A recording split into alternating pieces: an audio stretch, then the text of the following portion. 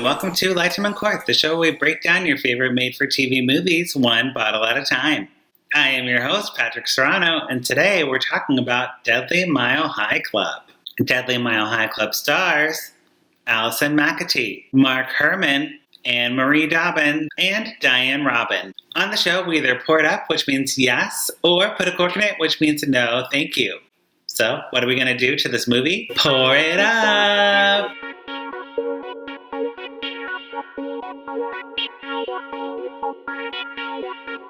Now, if you haven't seen the movie and you want to avoid spoilers, you're going to want to go ahead and hit pause and come on back because I'm going to do a quick little recap starting now. The movie begins with two pilots working through some turbulence.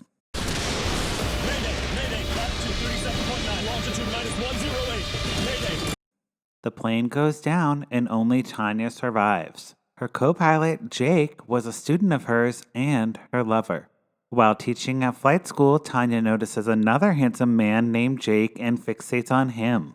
Jake is married to another woman named Annie, who has questionable taste in hats. And he also works for his terrible, but at the same time amazing, mother-in-law. They aren't supportive of Jake's pilot ambitions, and the couple argue over it in bed. During a flight simulation, Tanya blatantly checks out Jake's cleavage and speaks in only double entendres. They go on an actual plane ride together and have lunch, which quickly turns into hooking up in a sleazy motel. Jake stops things before going too far. Tanya pretends to be cool with it, but then has a breakdown in the bathroom. The next day, they go on another practice flight and swing by Jake's house. From the sky, they see Annie kissing a mystery man. We know that it's Annie because who else would wear that stupid pink hat? Jake confronts Annie and moves out. After getting approached by a rival flight school, Jake decides to drop out of Tanya's school and switch to the new fancy school. He calls Tanya and breaks up with her while he's shirtless. At the new school, Jake seems very excited. Tanya is less so and tampers with the plane to get rid of her rival flight instructor named Gonzo. As Gonzo is flying in the air, the mother-in-law shows up and screams at Jake. This conversation with you right now, and what goes on with me and Annie is none of your business. Yes, it is my business. She's my daughter, and I'm not going to let you destroy her marriage. It's my marriage too, last I checked. Don't get smart with me. That is until the plane crashes. The mother-in-law is on to Jake and Tanya's affair and getting very suspicious. Tanya can't have that and offers the mother-in-law a lift to Santa Barbara. In the air, the mother continues on her rant against Jake. You think that bed stain masquerading as my son-in-law has the chops to be a pilot? You're not only deluding yourself, you're as stupid as he is. No wonder you crashed your plane. What the hell are you doing? And Tanya pushes her out of the plane. The death is somehow ruled a suicide, and Jake and Annie make up at the funeral. The reunion is short-lived because Tanya shows Jake more Skycam footage of Annie hooking up with the mystery man. Annie visits her neighbor from across the street and asks for her doorbell camera footage. The footage reveals someone impersonating Annie in the stupid pink hat. She tracks down the license plate on the car and visits the imposter. The imposter turns out to be a model who was hired to wear the pink hat and kiss a guy. Before Annie can tell Jake, Tanya texts Annie using Jake's phone. Then, she chloroforms her and stuffs her into a shipping crate. Jake helps Tanya load up her airplane with what he thinks is fish food. Yeah, well, those fish are hungry, especially the shark.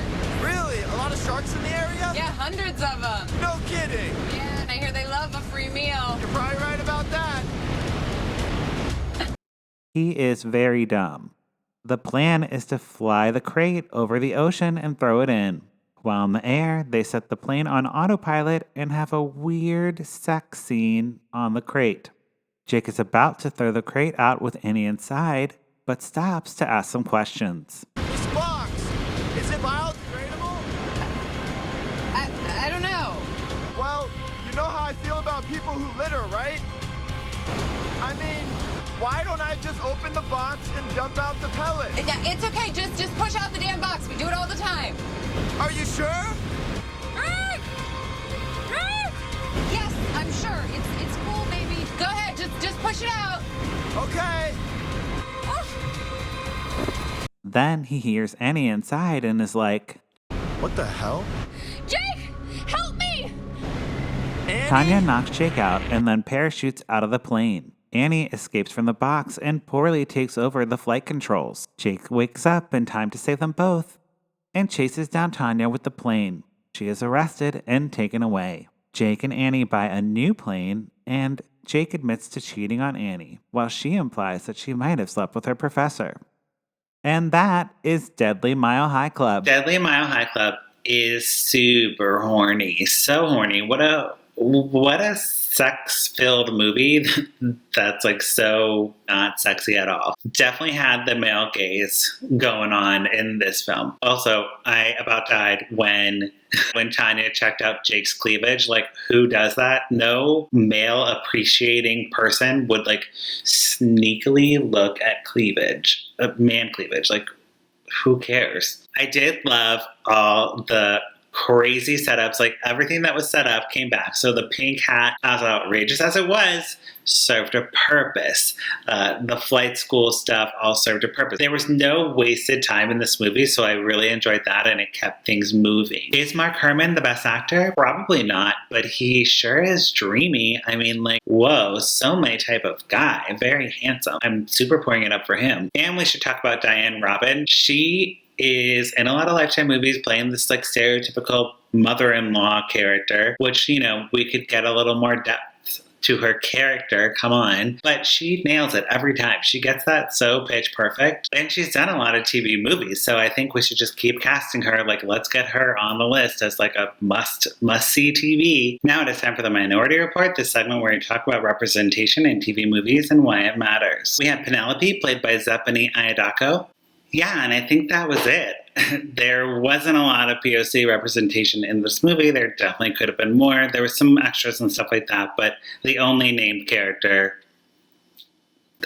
there's only one. And that wraps up this episode. If you'd like more Lifetime Uncorked, you can listen to our podcast, Lifetime Uncorked, wherever you get your podcasts. Don't forget to check out our website, lifetimeuncorked.com. You can follow me at Patrick Miguel or the show at Lifetime Uncorked. Don't forget to leave a comment and like and subscribe to this channel.